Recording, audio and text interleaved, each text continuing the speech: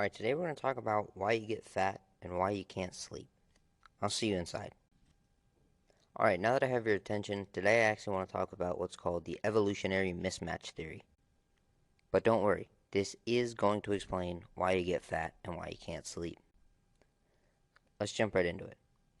So, in essence, our modern environment has changed so much in the recent 1 to 2,000 years that it would be simply unrecognizable to our ancestors. And now the problem here is not that the environment is changing, it's the speed at which the environment has changed. You see, we make adaptations to the environment, typically called natural selection. This is where the people who have the best genetics for a particular environment are the ones that inevitably reproduce, so the next generation will also have those genetics. And eventually, most of the adverse traits or things that would make it difficult for you to live get filtered out through natural selection. With that being said, this process takes time. It takes generations for traits that maybe used to be helpful but are no longer helpful to actually be weeded out of the genetic pool. This is how we went from monkeys who walked on our hands and our feet to humans who walked on two legs with large brains. However, this took millions of years to actually occur. However, in the past just few hundred years, there's been a massive expansion in technology, industry, and all of the novel inventions of the Western world. And our genetics are somewhat lagging behind. And now many refer to this phenomenon as an evolutionary mismatch. And it is simply when an evolutionary adaptive trait becomes unfavorable in a new environment.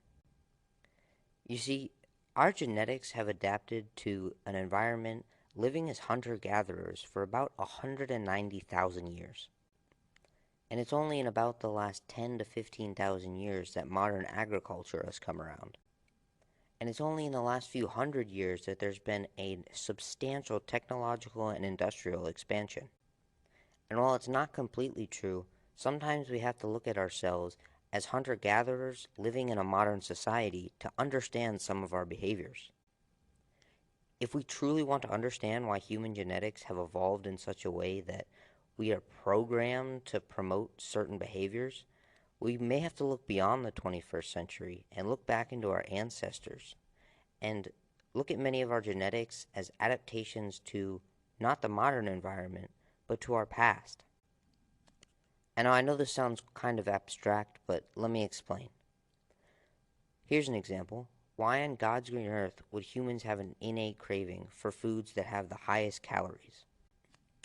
In the 21st century, so many people are battling with these innate cravings for calorically dense food and trying to restrict themselves from going after it because they know it's not contributing to their health.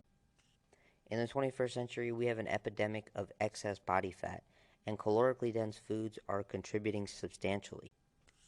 And it's not just the presence of these foods, but it's our cravings for these foods and our desire to eat them over less calorically dense foods that's the problem. And now I do want to think positively here. It's likely that the healthiest people will contribute the most to the next generation.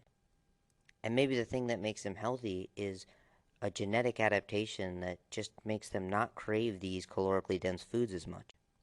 So, due to natural selection, maybe one day in the future, we'll just naturally not want to eat calorically dense foods, and everyone may naturally be healthy. With that being said, at the current moment in time, we still have the same genetic adaptations for food cravings as our ancestors. So, let's take a look at their environment. The environment we lived in for the majority of human history was far more scarce than it is today. And it is very recently that these hyper-palatable foods have been introduced into the food supply. So for the most part, throughout most of our history, we didn't even have the opportunity to overeat.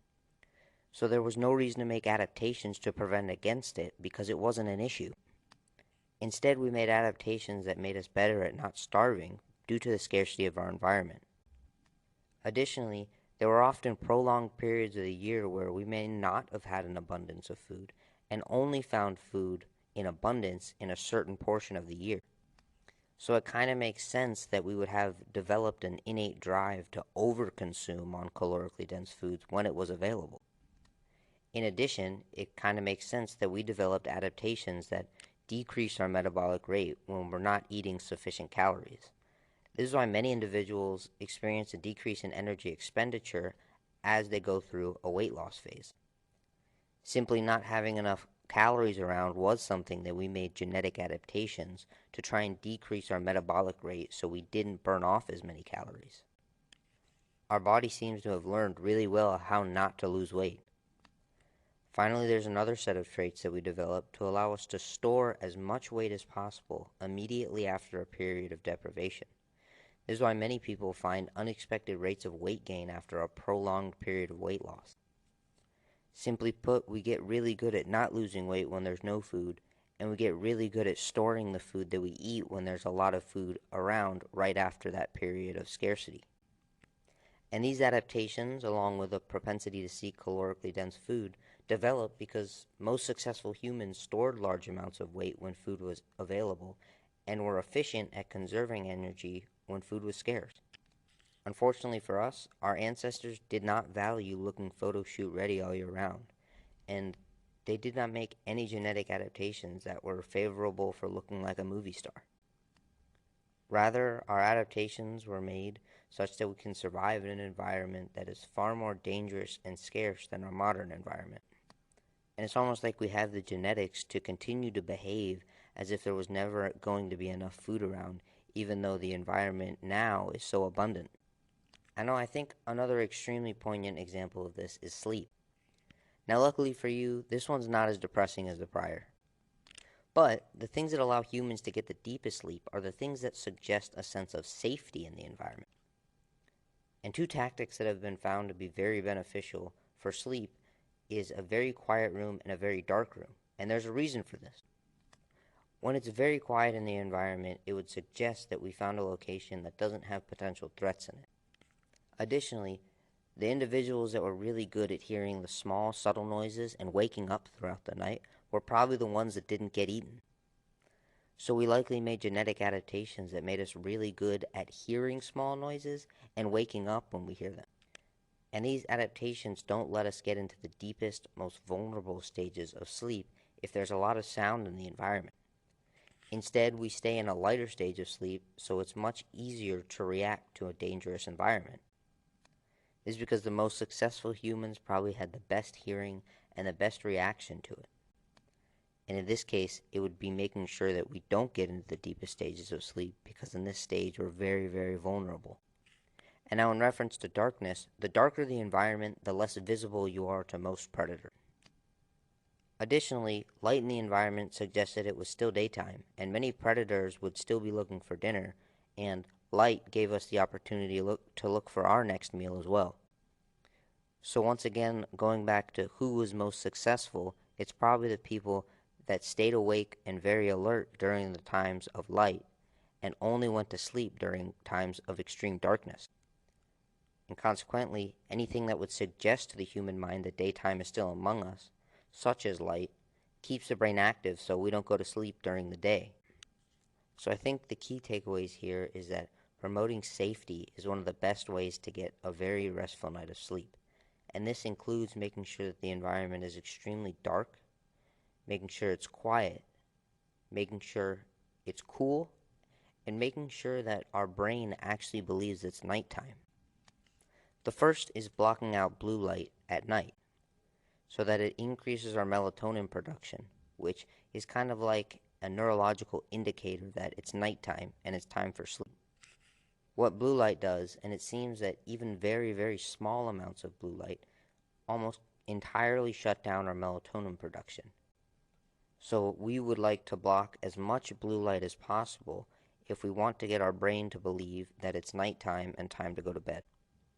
The next thing we should do is lower the temperature, because as nighttime approaches, the temperature of the environment begins to decrease. And when we're supposed to wake up, the temperature will increase. So one thing we could try to do is try and find a thermostat that allows us to set the temperature at specific times in the day. And the way we would set it would be to decrease in temperature right before bed, stay cool throughout the night, and then begin increasing in temperature when you want to wake up. Now the next thing you can do is to block out the noise by using earplugs or a white noise generator. This is simply just going back to wanting to have the quietest environment possible.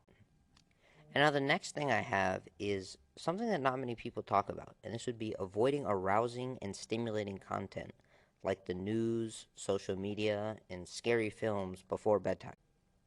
It seems like this type of content puts the body in a place of arousal and rumination right before we're trying to go to bed, which is almost like a period of, for lack of a better word, shutting the brain off. And now the last thing I have, which you probably would expect from the last few episodes, is avoiding caffeine late in the day. Because caffeine blocks adenosine, which should be accumulating to make us feel tired, we don't get that signal to go to sleep. So at night, the ratio of sleep-promoting chemicals to the ratio of alerting chemicals is not in correct balance for us to go to sleep. As you can tell, a lot of the things that promote sleep are actually trying to mimic the environment of our ancestors. Which brings us all the way back around to the evolutionary mismatch theory, in which it almost seems like we are still hunter-gatherers living in this modern industrialized society. I hope this gave you some valuable information and maybe a new perspective on trying to look at your health from a, for lack of a better word, more evolutionary perspective. And if not, maybe for some reason you just found it enjoyable to hear me ramble for the last 10 to 15 minutes. And if you find that enjoyable, I'm sure you'll find it just as enjoyable in the next episode. I hope you listen. I'll see you next